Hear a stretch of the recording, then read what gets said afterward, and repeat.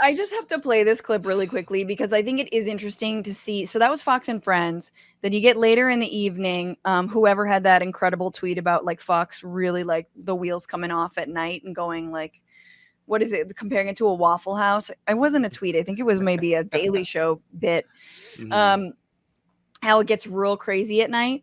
Well, so Laura Ingraham of the Ingraham Angle, which again is a Heil Hitler, she had Nigel Farage, the actual Brexiteer, the actual, Mhm.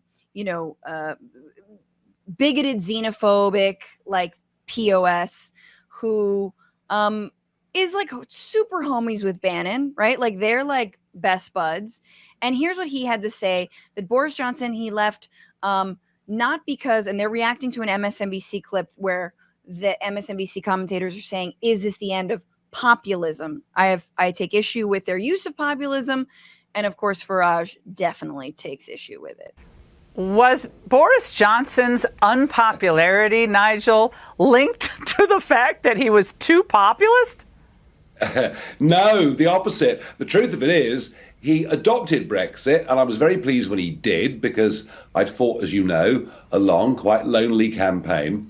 But the truth of it is, he got elected as a Conservative, governed as a Liberal, committing the UK to net zero, increasing taxes, increasing the size of the state, becoming an LGBT fanatic. And the reason he's gone is, number one, he betrayed millions of people who trusted him to stand up against globalization. And we found we had this pro-China maniac running the country. And number two, because he proved to be an outright born liar. So the idea that Johnson's demise means the end of populism is nonsense.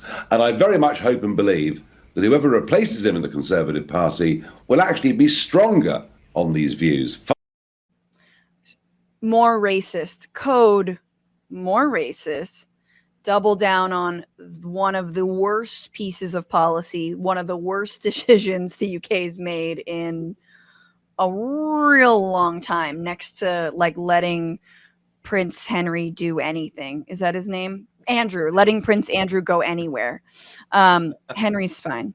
Like it's Andrew and Brexit. Mhm. And so this is him saying the same thing. The globalist, he at one point in this interview also says China, like beholden to China. So this is Nigel Farage saying that Boris Johnson didn't go far enough, and real populism, or populism in his mind, should stick around. And again, populism there in his mind means be more anti-immigrant, be more Islamophobic, and isolate Britain even more. Yeah. The mayor of London called Brexit the biggest piece of self-inflicted harm. This was this week. And hopes that the country can reverse course. And it's now been how many years since they voted for Brexit? And no one knows how to basically how do you drive the knife even farther into our economy with this decision? Yeah, and people said it was gonna be that way. They've been proven to be correct, and why would Nigel Farage ever admit that? The Republicans have had multiple, here in the U.S. have had multiple huge rounds of, tax breaks for millionaires and billionaires. We've always said what effect that would actually have. We've always been right, but they made money, so they're not going to be honest. So yeah, he's going to lie about that. I love that they throw in the reference to Boris Johnson, apparently, and this was news to me, being an LGBT fanatic. I don't know. There's a lot that differentiates our countries and our cultures, but the fact that the right is still always obsessed with that community there too, we're kind of similar. But no, I'm so sick of hearing the word populism. I don't trust, we were talking about this last night, actually. I don't trust almost anyone with any words. You put a word out into the wild and they absolutely ruin it. But the words in the wild. That should be a segment. Words in the wild. Words in the wild. What happens to it? Every word has a certain amount of range of what qualifies that word. But people use populism to refer to almost the exact inverses of each other. If someone like a Bernie Sanders or something like that can be a populist, but then also they apply it to right wingers who are just I got news for them.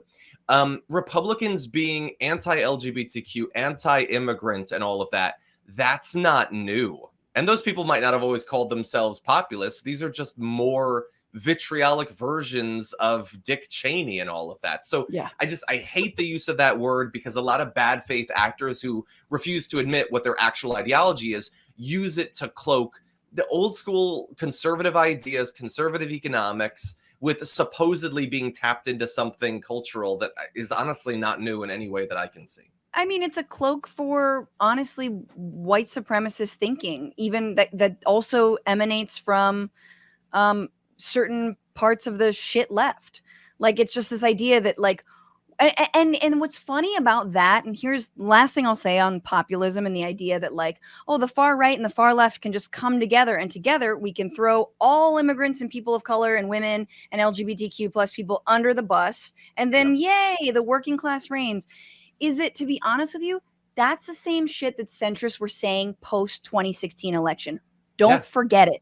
They were saying, Nancy Pelosi was saying, you know, we need to be less about identity politics. We need to come together. We need to reach out to across the aisle and get out of our bubbles. Remember, everyone was obsessed with their fucking bubbles after 2016.